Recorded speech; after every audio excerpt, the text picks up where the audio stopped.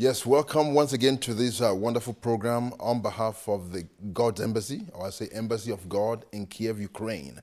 And you know, if you've been watching the few programs we've already released, you will see during the interview that Pastor Sunday was able to tell you about his background, how, where he came from a little village called Idomina. I have heard of the name in a book, but I haven't, actually seen the village. Even on the map of Nigeria, It's not there. you hardly see the village. But we thank God from that humble background. He went through a lot of ups and downs, and finally, somehow, God opened the door for him to come to Russia. In reality, he had two options. There are three options, either to go to the UK or go to America or Russia. But thank God for the counsel of a man of God from the Deeper Christian Life Ministries who told him that if you go to the West, the temptations are so heavy, but he would prefer you choose Russia. And he chose Russia because God orders the footsteps of the righteous ones. So I want to just, encourage you to stand by, because we're now going to go into his experiences when he finally arrived in Russia. What happened? Did he get involved in a church? Or did he go underground? Or did he, got backsliding like some people would have done? So you know what? Just sit back and enjoy. God bless you as you continue to watch. Welcome to the program again, sir. Thank you, sir. Thank you, Pastor Yemi. Thank you for this time that you have given out to be able to talk to me. Now, you've finally got a scholarship. You headed straight for Russia. And arriving in Russia, we know that Russia has its own Orthodox Church. And when we say Orthodox Church in Russia, it's much more like the Church of England in England.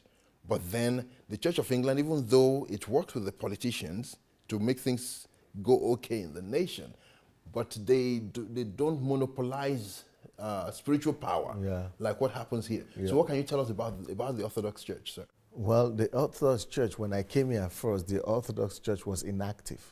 The communist people put out all kind of church or religion because they didn't believe there was God.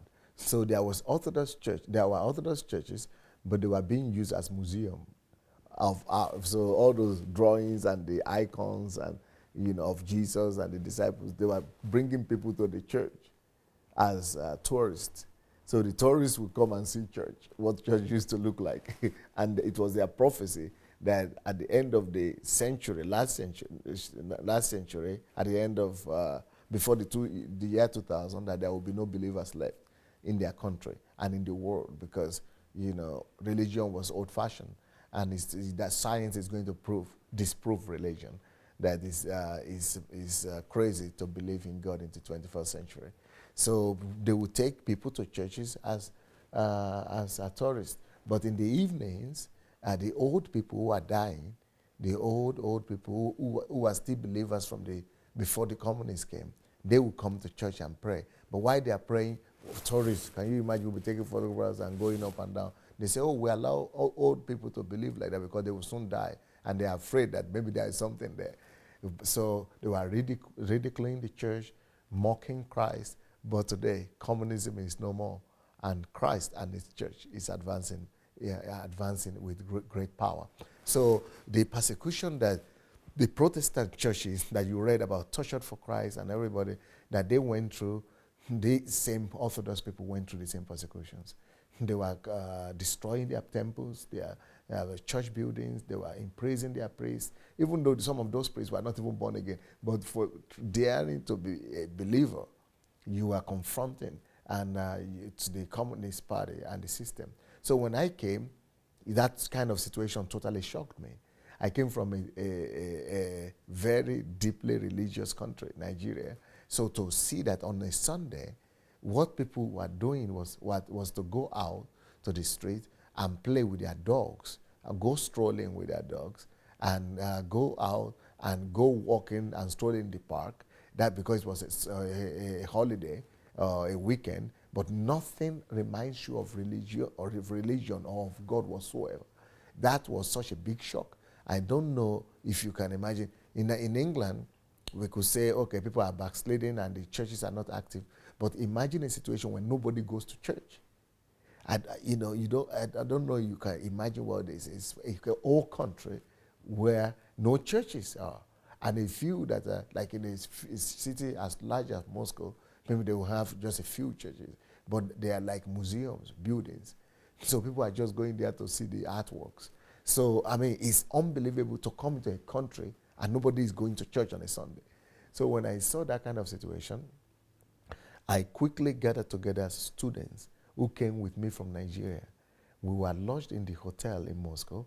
So some of them were Muslims, some of them were not Christians, some of them were nominal Christians. But I quickly came to them and I said, hey, I'm a believer and this is Sunday. Let's get together. So we got together with some believers and I started right there. I was only 6 months in the Lord, 6 months as a believer. But we started praying with foreigners. So that was how my underground Christian life began in Russia. Wow. You know, it's kind of strange what you said before, that the communists believe that after the end of the last century, there will be no more believers in Russia. But now communism is gone and Christ is still there. The same thing is happening in England, in Western Europe now, where the politicians believe that, well, if we manage to, sideline these people, ridicule their religion, make them look useless, it will die away. Yes. And then we have the whole people to ourselves. The Western people, the humanists are just repeating the same communist patterns. But the communists failed and God is alive. The same thing will happen in the Western Europe. They will be gone and we will still be here. Wow. Then you arrived here, you started that little prayer fellowship and things. So what happened after that? Well, we know that the Berlin Wall came down, but prior to that... before then, I had a lot of challenges because, for example, in Russia, when you study in the university, you needed to have a Russian partner or a roommate stay with you in your room. So we have 3 or 4 people in the room, and one has to be a Russian.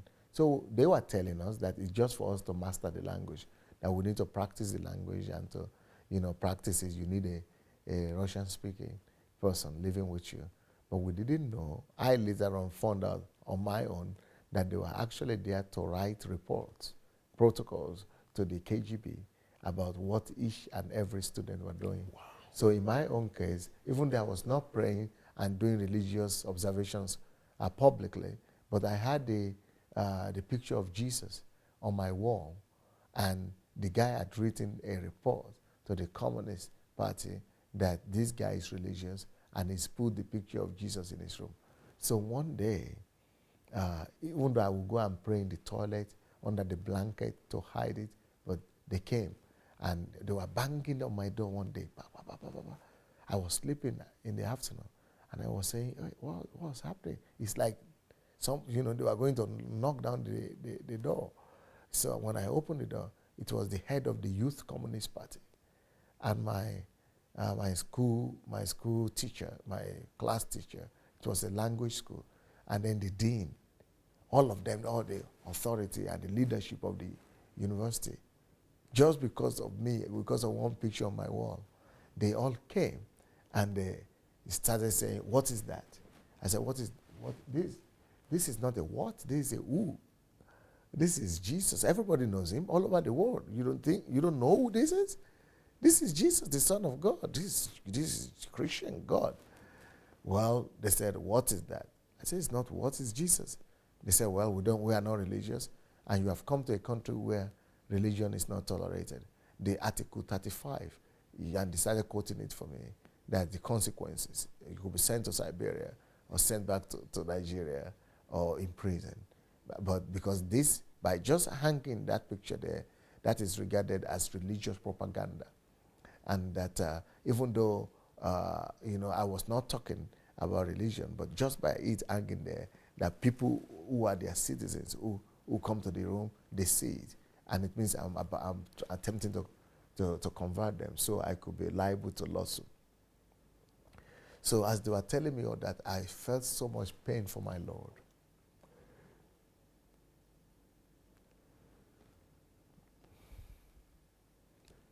I felt so helpless, and I said, my God, these people are stronger than me, and they are forcing me to deny you and to remove you from the walls of this building that you have created. I felt so bad for God. And I say, how I wish God should just do a miracle or just intervene and just defend himself. Then as I was thinking like that, I heard a voice in my heart that, hey, don't worry, don't defend me. Don't defend me. Do what they tell you to do. But don't allow them to remove you from my heart. To remove me from your heart. Let them remove the picture from the walls, but don't allow them with their indoctrination to remove me, Christ, from your heart. So I obliged and I removed the picture. Then later on, as they went, I began to pray and cry out to God that I will never allow them to remove you from my heart. Then God began to speak to me. The reason I needed to permit this to happen is because if you insist, the consequence will not be good for you. And it will affect the purpose for which I brought you here. If you begin to fight with them, they are going to remove you from the school, send you to prison, or send you back to Africa. And I have a purpose for you here. So don't worry, you still also need to learn from them. So just keep your faith inside. Keep your personal relationship with me. You just obey them. You are a student here. They are your leaders. Just obey. Learn everything and learn as much as possible. You will need it to fulfill your calling. Wow. Wow, this is serious. My, oh my.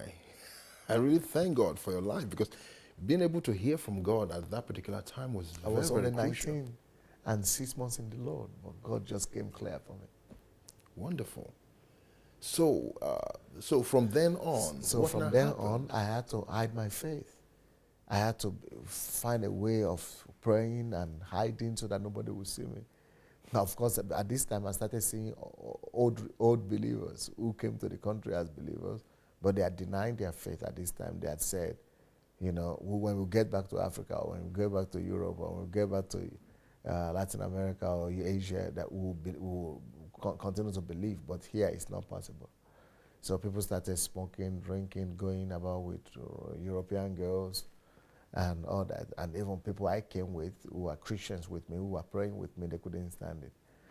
But still, God helped me, and I met some believers who were underground like me, praying. They were senior students. Then there were 3 or 4 of them, 2 of them from Nigeria, 2 of them from Kenya, 1 from Congo or Ghana. So that was how we started hiding underground, and that's how we were able to sustain ourselves. Then later on, I became the leader of that fellowship. So what percentage of Christians from outside Russia would you say when they finally got into Russia backslided? What percentage roughly are we looking at? It's 98. Almost nobody could withstand it. The pressure every day. I mean, when I go to classes, when the professor got to know that I was a believer, she was so furious, and she said, "You are a disgrace to my class, and that I'm going to do something about this, and that it's even a greater shame to me that you are the best. I was the best student of our class. You are my best student, and then you believe in God." So they started bringing professors of physics, mathematics, to prove to us why there was no God and all. They're working on brainwashing you. One of the subjects you needed to pass before you could even get your promotion from class to class every year, you are made and subjected to study scientific atheism. And you needed to pass it. If you don't pass it, no matter what you pass, science or your degree, your profession specialty, you are not moving forward. So you needed to study scientific atheism. You needed to study Marxist and Lenin philosophy. You needed to study, all kind of rubbish that the life and the activities of the Communist Party. So all these were compulsory subjects that were aimed at brainwashing you. So many people couldn't withstand it. Do you know the same thing is happening in Western Europe now, Wow. where you have professors in universities condemning Christians for believing God. They say it openly. They say, you don't tell say me it's primitive. you're so foolish to believe in it- those things. It says from the Stone Age. Yeah. And the pressure is mounting on our people, on our children in the schools. And, like in your case, you had to learn about Lenin and all those bits. Now, the real religion that they are forcing Einstein, is evolution. Yeah. Evolution, they're pushing it through the system, even in the media. When you watch like the BBC, they will bring somebody to come defend evolution, but there's no one to counter it. Evolution is what was called here scientific atheism. So that is evolution. So we studied it. So that's what I studied. I could do, I passed that subject very well. I could discuss on it up to now. And you needed to pass it. So that was another crisis that I went through because I needed to pass and give this exam and prove scientifically and through evolution that there was no God.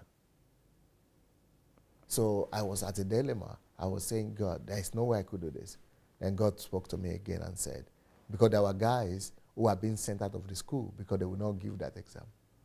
They were believers, and they were even not strong believers, just nominal. So they were sending them back to their countries because they would not give that exam. So I said, what should I do, Lord? Then the Spirit of God spoke to me very clearly and said, the things they give you to study, that there is no God, atheism, evolution, then because it's a compulsory subject, just swallow the information they give you, but don't digest it.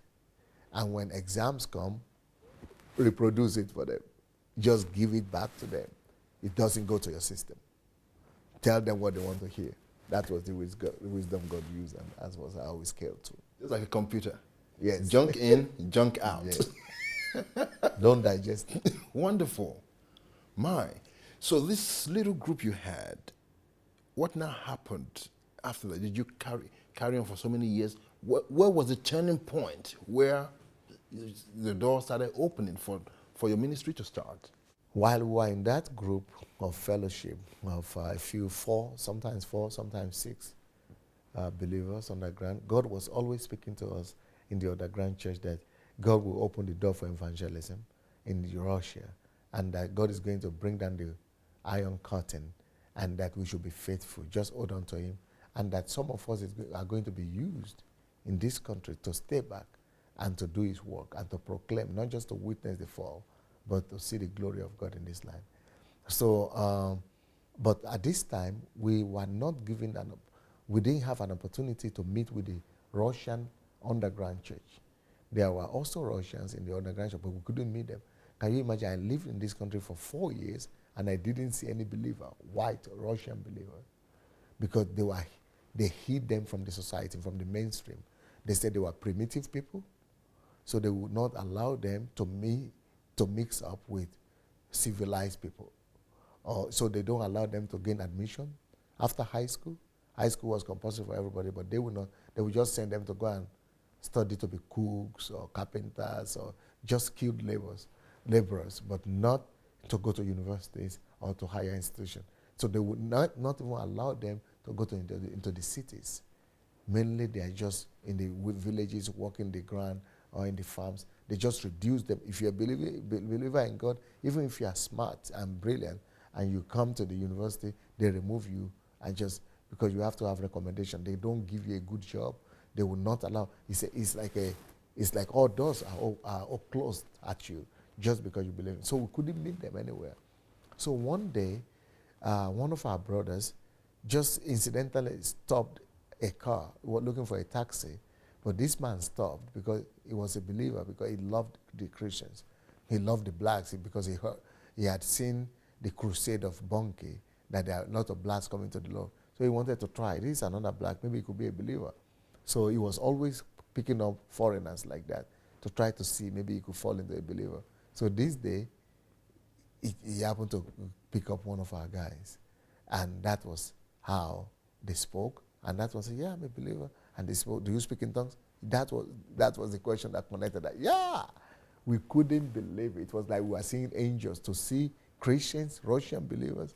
So they would come to the dormitories and the hostels and, whisk us out in the night, or, we'll go secretly to some corners of the city, to where we hide together, pray, and our life took a new dimension when we began to meet with the Russians, because we didn't have access to Russian Bibles, we couldn't preach in their language, we were only studying, we didn't know religious wars. So now that we began to meet with the Russians, we started speaking their language, preaching their language, reading Russian Bibles, and things just took a new dimension.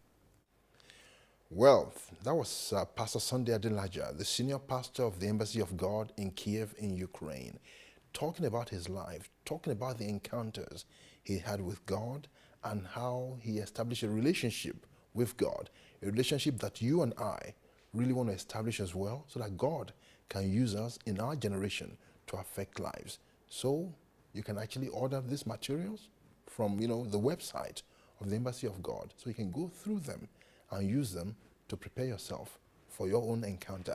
God bless you as you continue to love God.